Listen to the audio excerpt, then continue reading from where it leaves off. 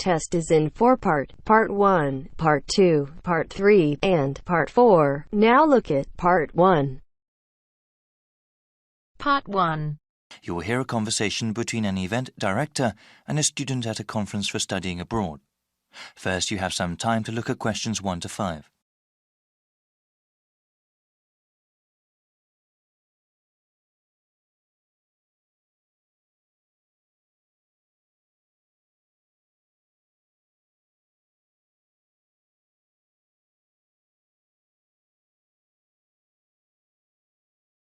Now we shall begin.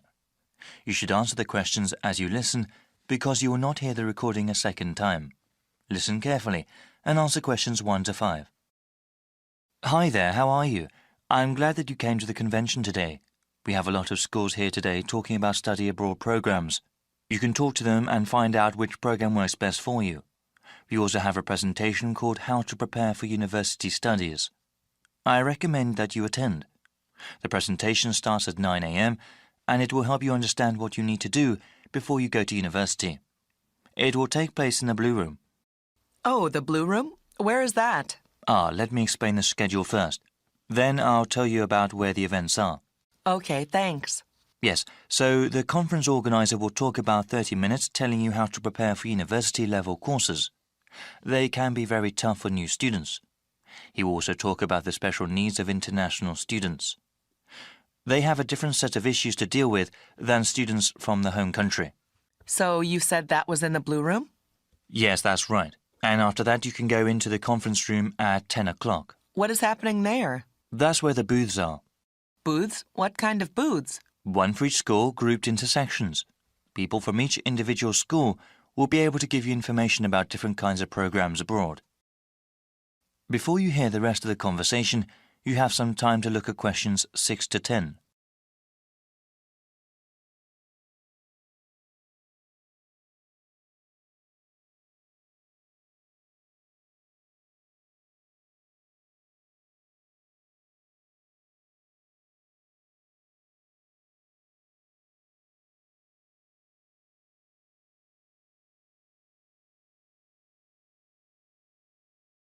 Now listen and answer questions 6 to 10. Okay, so how do I get around the conference room? Right, let me tell you about how to get there first. So when you exit the Blue Room, you have to turn left. Walk until you get to the end of the hallway and you'll see 2 doors on both sides of you. The conference room is on your right. The room on the left side is the banquet hall, but there aren't any events scheduled there for today. Oh, okay, the banquet hall is where the washrooms are. Yes, the washrooms are at the very back on the side opposite the doors. All right then, so how many schools will be represented? We have over 50 schools here today. Oh, wow, that's a lot. That's okay. I'll give you a brief layout. The booths are laid out by region. That means schools from the same country will be in the same section. The first section you see when you enter the conference room are the schools from Australia. I see. That is quite a popular destination these days. What other sections are there? If you walk further on, the next section will have schools from Europe. Most of them are from England, but there are other countries as well. Oh, yes. Are there any places where I can get refreshments? Of course. Talking can work up an appetite. Refreshments are available all the way in the back of the conference room, past the Australian and European sections. Thanks for all the help. No problem.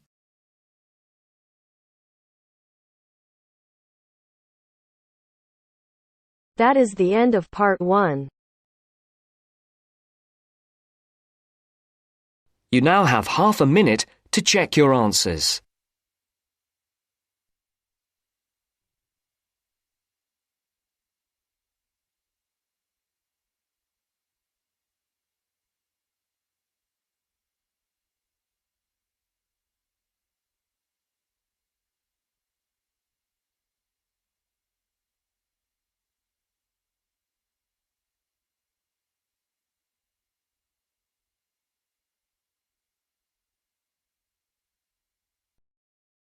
Now turns to Part 2. Part 2. You will hear a presenter on a radio show. The presenter is talking to the manager of a local library. First, you have some time to look at questions 11 to 16.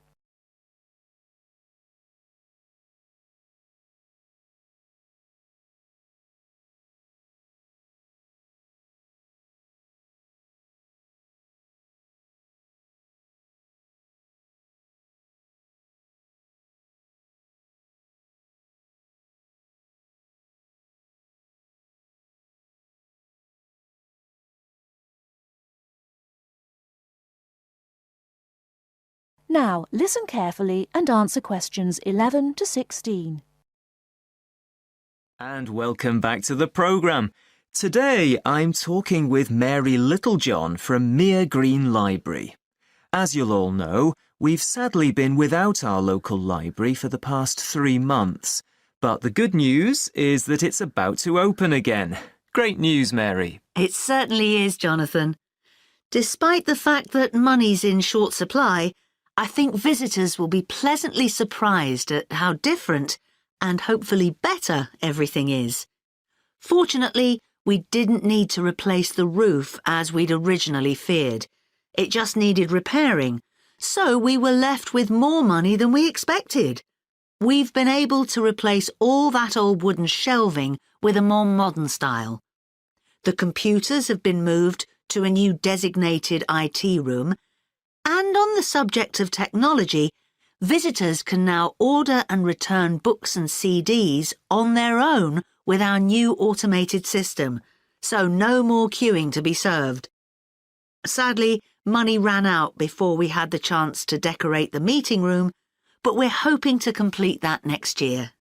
Oh, and the children's section now has some colourful new tables and chairs as well. That all sounds fantastic. So are you having a big reopening party? Well, the doors open on the 28th of August and we'll be serving tea, coffee and sandwiches at 12:30. Then we get down to business in September. The local History Society will be meeting on the first Monday of each month at 7:30 as usual, and we'll be starting our Wednesday lunchtime book club at 1 o'clock. Both of those events are in the meeting room. The computer club won't be running in September as we still need to complete work in the IT suite, but this will certainly be returning in October. And we're especially looking forward to welcoming a local writer, Sally Wainwright, to a new event on the 22nd of September. This will be the first of a series of events we're calling Ask the Author. Visitors will be able to hear authors read from their latest works, ask questions, and even buy a copy of their book to take home. Before you hear the rest of the talk, you have some time to look at questions 17 to 20.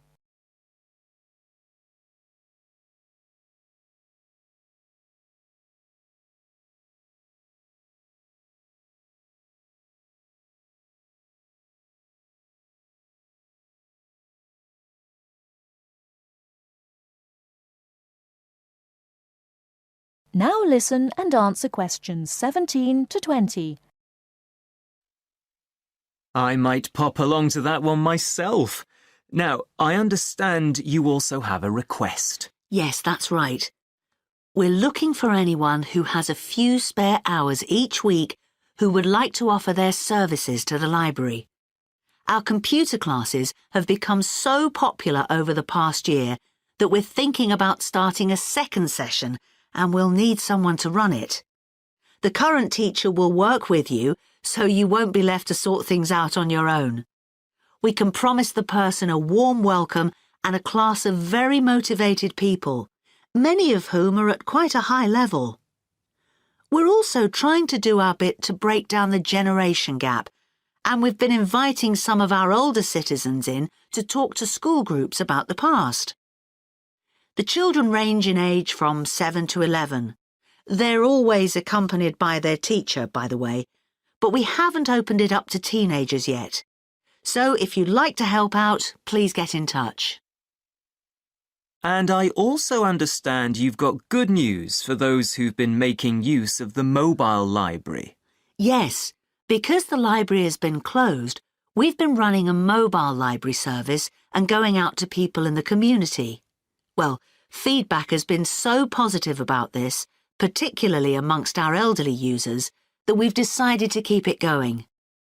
Users can reserve books if the bus doesn't have anything that they feel like borrowing. There's a computer on board with access to the library database, so the librarian will be able to reserve one for you. Unfortunately, we don't stock newspapers or magazines on the bus, as these tend to be for reference purposes only and can't be taken away. We're also pleased to be working with the local council, who've agreed to send someone from the community office on the bus. They'll be able to help you with any local issues you may have. Well, many thanks, Mary. I'm sure our listeners will be delighted to hear the service is fully up and running again.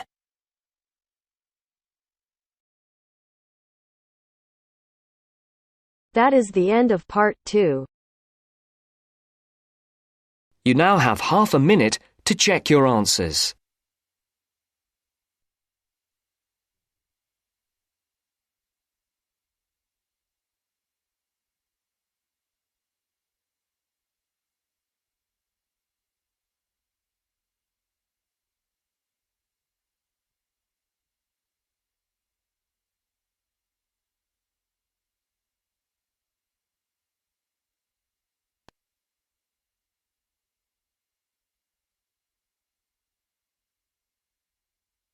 Now turns to part 3. Part 3. You'll hear a conversation between two student teachers talking about art projects. First, you have some time to look at questions 21 to 26.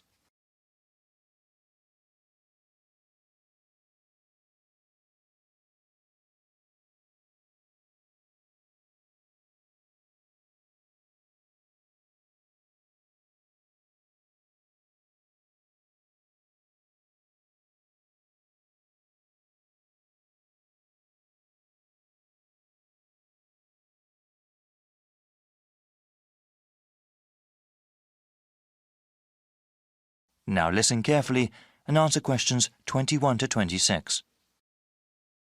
Hey, Janice. Hey, Jimmy, what's up? Not much. I'm kind of worried about these lessons we have to plan. I've not worked much with children before. Oh, you don't have anything to worry about, Jimmy. All we have to do is choose a few art projects to do with the kids. Then we have to get the materials for them and do the projects by the end of the month. Okay, that doesn't sound too bad then. Maybe we could get some ideas from online websites. Yep, already did that. I printed out descriptions of the best 5 and I wanted to ask you what you thought. Great, yeah. Let's look over them. Here you go. Some are from a teaching website and some are from an arts and crafts website. We can talk about what kind of materials we'll need and what would be best for our students. The first art project here is called Make Your Own Mask. That sounds like fun. For materials, all we need are scissors, markers, stiff paper and pieces of string. We have all those at the school already. What's the procedure again? You give everyone the stiff paper. There are some basic guidelines the kids have to follow, like where to cut out holes for the eyes and then one hole for the nose. The kids then colour in the mask any way they want, or we can ask them to create masks with a theme, like animals or something. That seems easy to do. Okay, now the second project here. Yes? This one is called Shoebox Dioramas. Each student gets a shoebox and puts one long side of the shoebox into the lid. It now looks sort of like a covered theatre stage. The students then have to create a scene inside the shoebox with the materials we give them, including styrofoam and basically anything else we can think of. We can tell them to do a historical scene or just somewhere they have been before. All right, well, what's the next one? For art project number 3, we need egg cartons and pipe cleaners. What's a pipe cleaner? Pipe cleaners are basically flexible lengths of metal wire that are furry. They come in all sorts of different colours. They're very useful in crafts. For this project, you take the individual egg holder cups and stick the pipe cleaners in them to make animals. Okay, that sounds interesting. The fourth art project is called Paper Bag Animal. Students can use brown or white paper bags. They decorate these bags with markers or pieces of coloured felt. They decorate the bottom of the bag. When the children put their hands in the bag and hold the bag upright, it becomes a sort of puppet. We'd need quite a few paper bags. Yes, we'd need the small lunch bag kind. The grocery paper bags would simply be too large.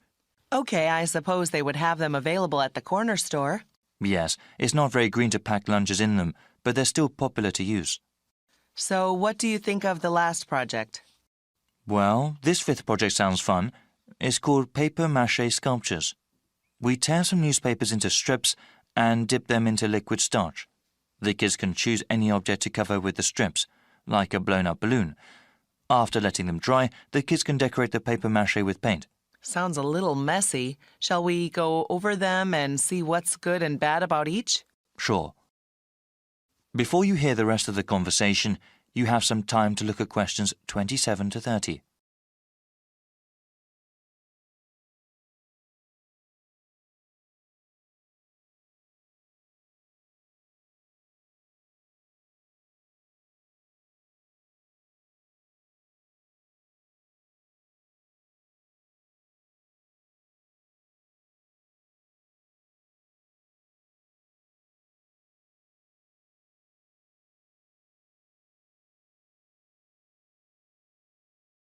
Now listen and answer questions 27 to 30. So, yeah, number 1 sounds really easy to do, and you mentioned that we already have all the materials, right? Yes, but I think I wanted to do something a bit more hands-on and creative. I mean, I suppose they can wear their masks and play around, but the project is just basically drawing on paper.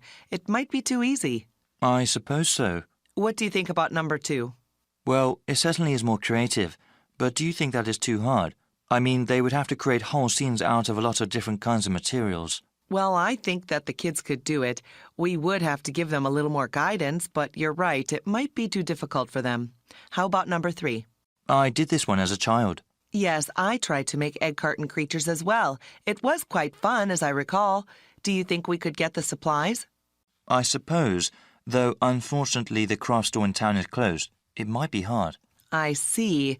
Well, then, we'd have to find another way to get them if we do this project. Okay, well, what do you think of the fourth art project? Well, when I first looked at it, I thought it might be good, but you know what? Yes, what is it? Actually, I think our students may have already done this art project in another section. Oh, really? You think they have? Yes, I'm pretty sure now, actually. I don't think it'd be good to repeat it. I suppose so. How about the last project? I really like the concept, but it seems really messy. I mean, we have to dip the newspaper strips by hand into the starch, then wrap it around something, and finally paint the object after it dries. It sounds really fun, but there will definitely be a lot of cleanup. Well, that's too bad then. I guess I can go online and do some more research. You know, I'll help with that too. Thanks, Jimmy. I'm sure we'll find something.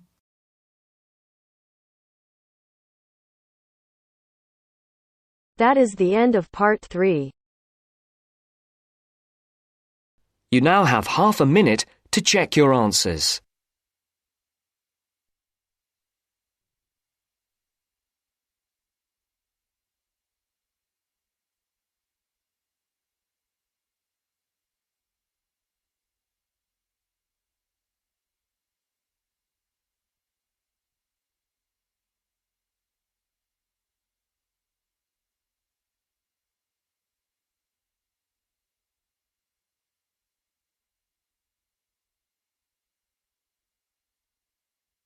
Now turns to part 4. Part 4. You are going to hear a lecturer giving a talk on a psychological condition called synesthesia. First, you have some time to look at questions 31 to 40.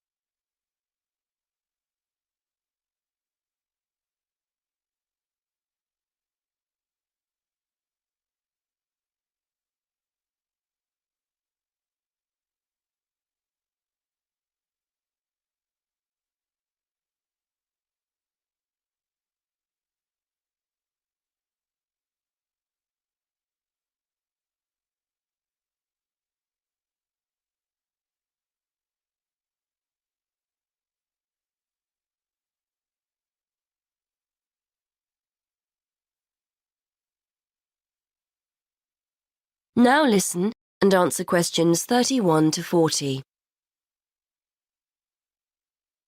Today we're going to look at a fascinating condition that challenges the idea that we all see and experience the world around us in a similar way. For example, what do you see when I mention a day of the week or a month? What colour is the letter A or the number 10? If you often find yourself having more than the normal sense sensations, you too could have a condition known as synesthesia. Synesthesia is a harmless but fascinating condition which is often described by psychologists as the joining of the senses.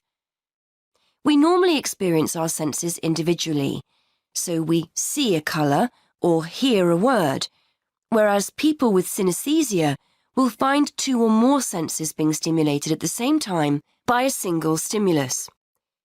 Some people will see or feel a colour when they hear a sound. Others will experience a taste or smell when another sense is stimulated. This happens automatically. The sensation can't be managed. People often go through life unaware that they have the condition.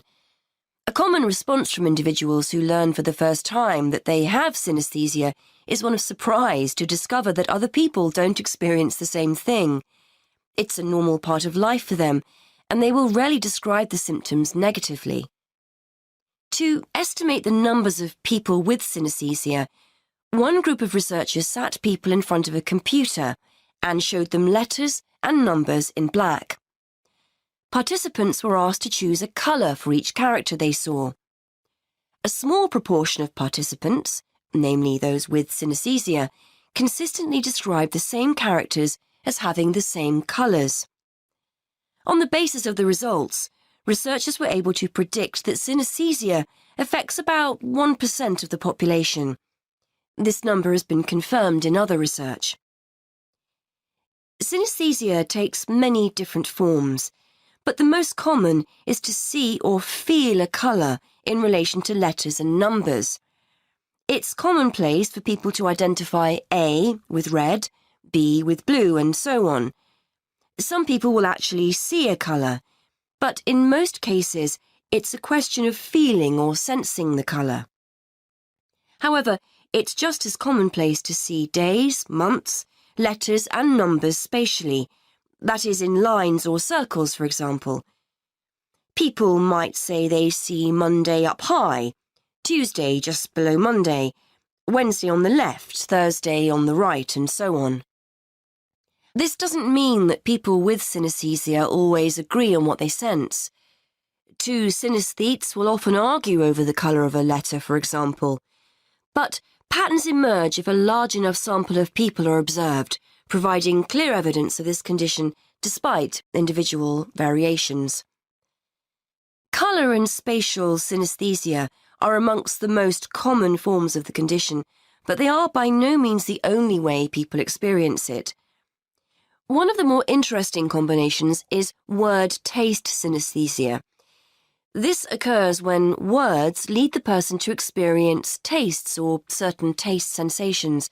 So a person's name might have the flavour of a particular sweet. Places might be associated with the taste of particular snacks. Taste needs to be seen in a wider context here. The sensation may be a feeling on the tip of the tongue or at the back of the throat and will differ from person to person.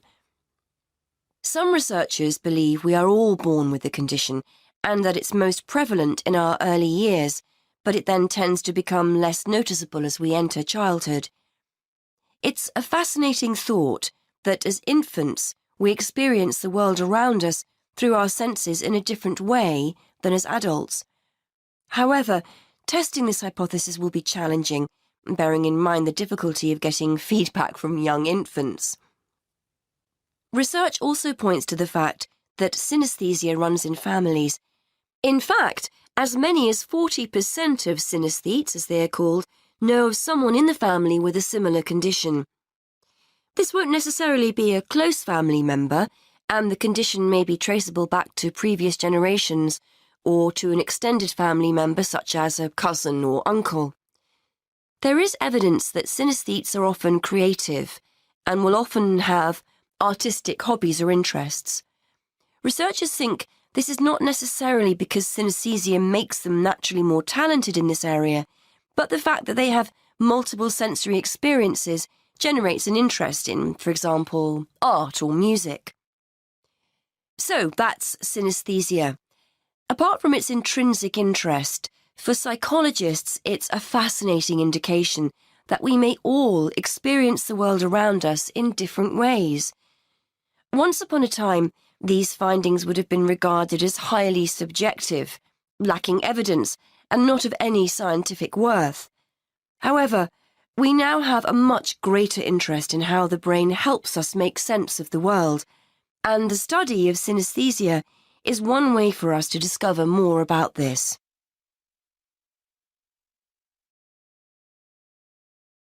That is the end of part 4. You now have half a minute to check your answers.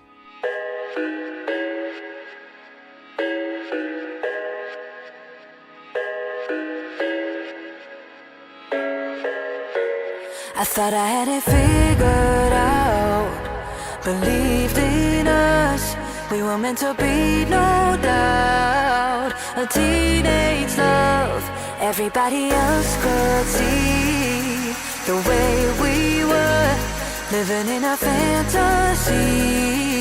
When I came